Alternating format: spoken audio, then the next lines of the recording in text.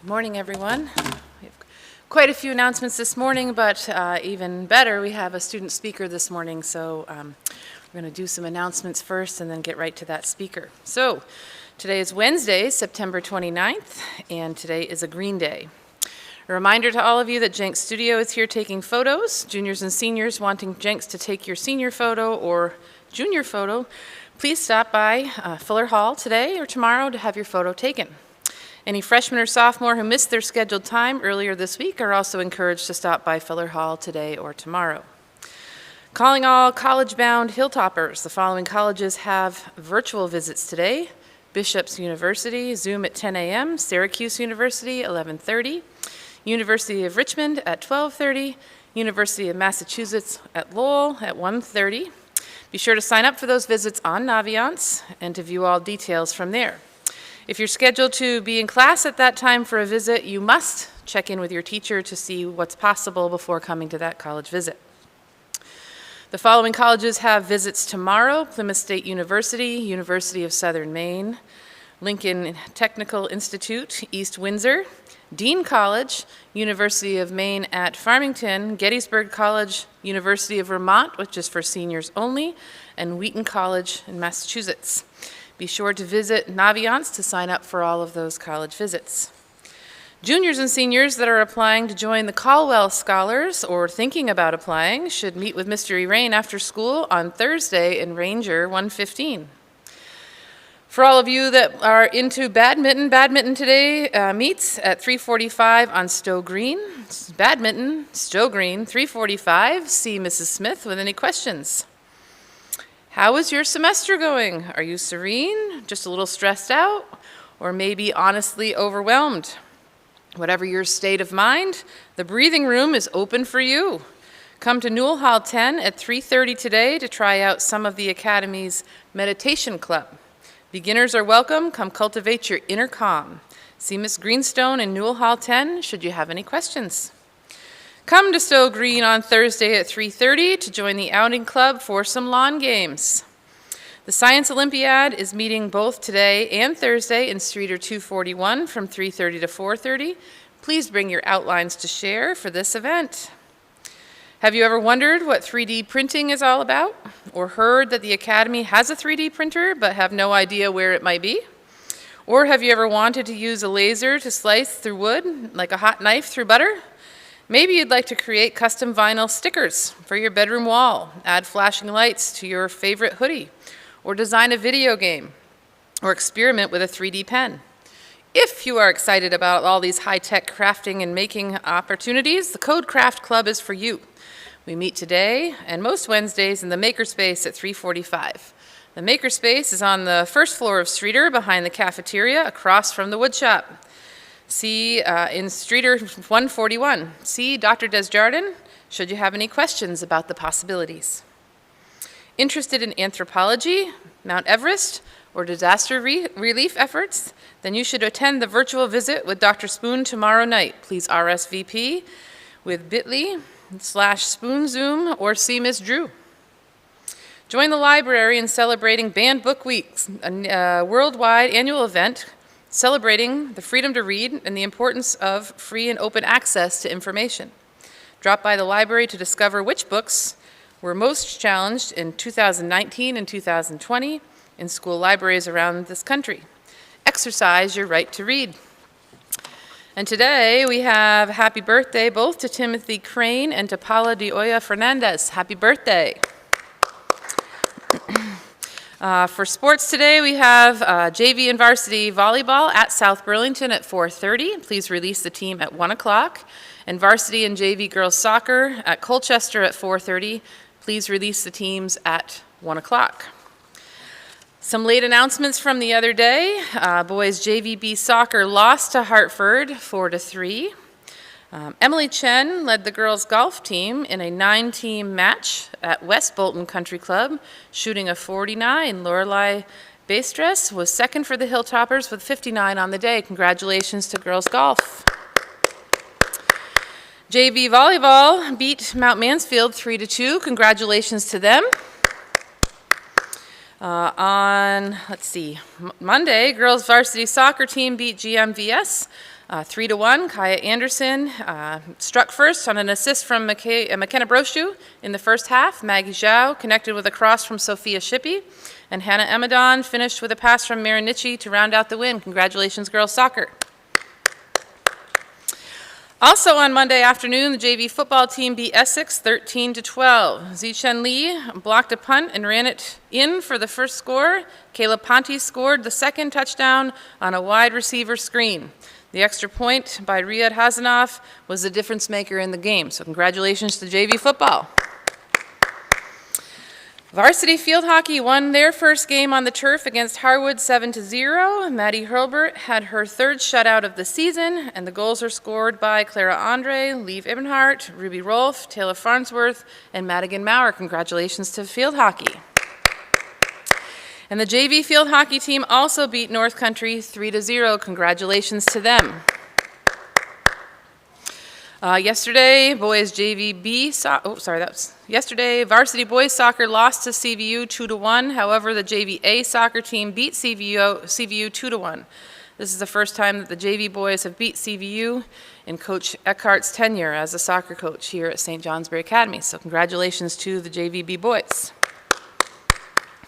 And we do have some more announcements for you for later. However, we have our first public speaker, I believe, on the series, so please help me welcome Maddie Hurlbert to the stage. Welcome, Maddie.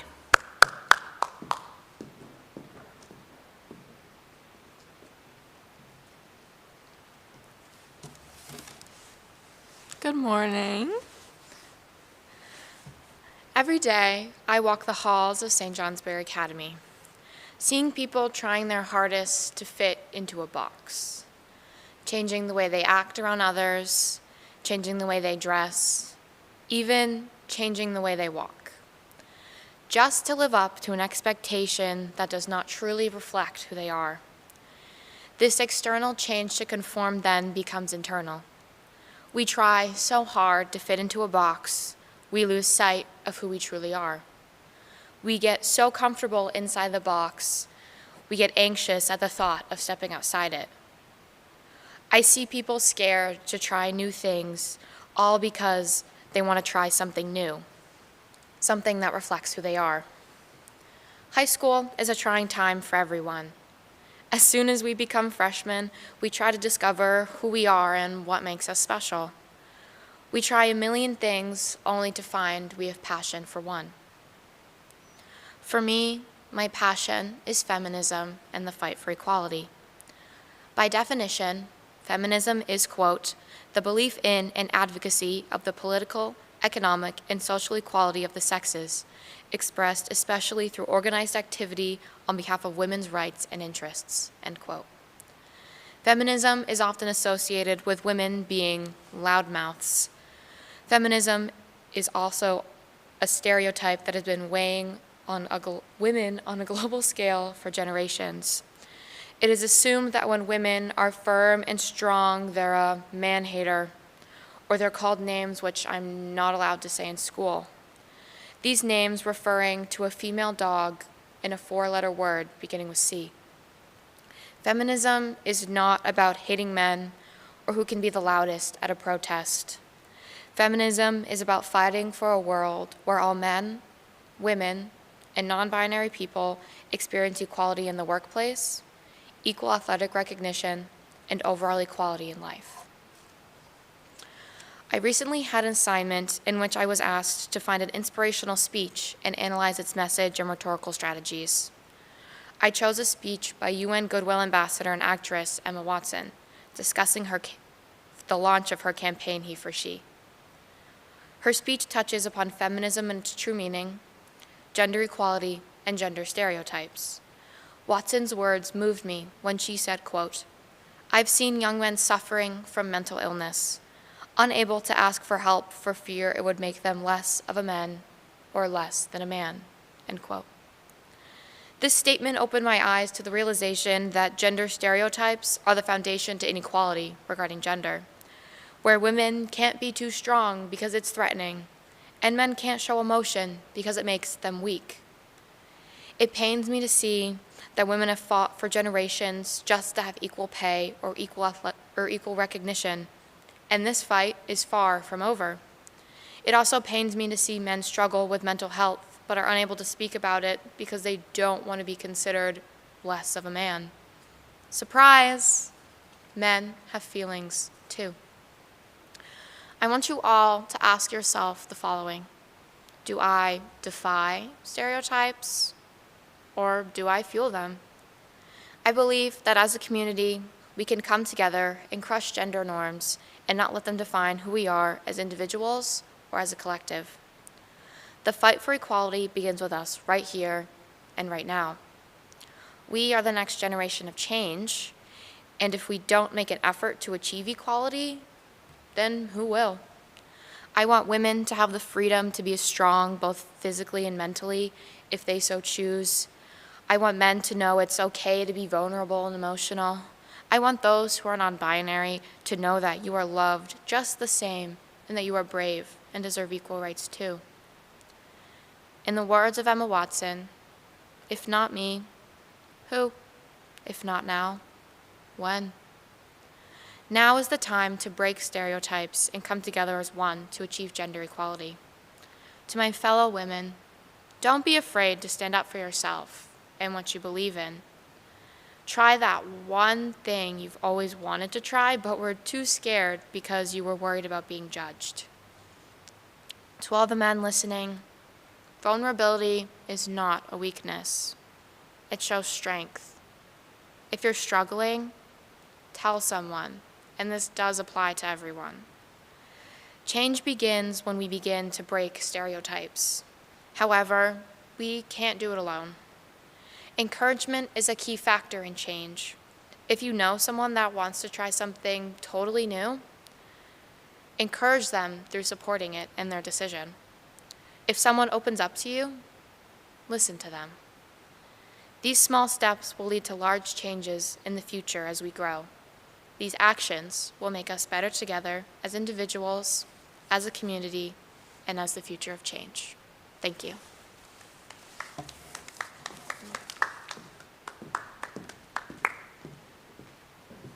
Thank you, Maddie. It's been a couple of weeks since I had a chance to be in your class, and I appreciate all of the revision and the work that you've done to put that together. So well done.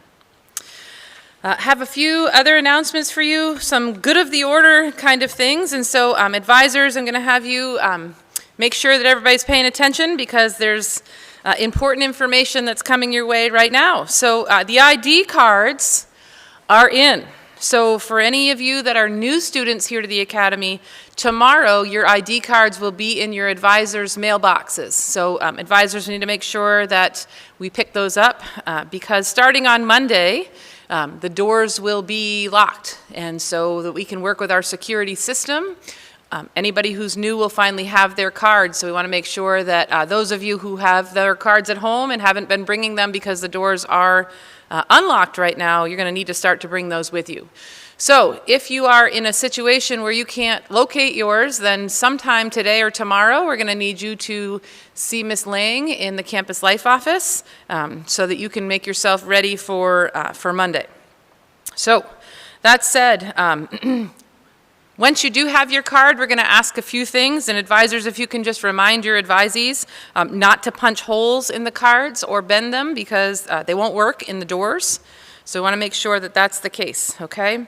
You will need your ID card not only to get into the buildings, but you'll need them for lunch as well. And as we start to have events on campus, as we had last week with the dance outside and whatnot, you should get in the habit of bringing your ID card again. So you'll need those to get into classes, get into buildings, and you'll need to make sure that you use them for lunch and be sure that you use them for events that are happening.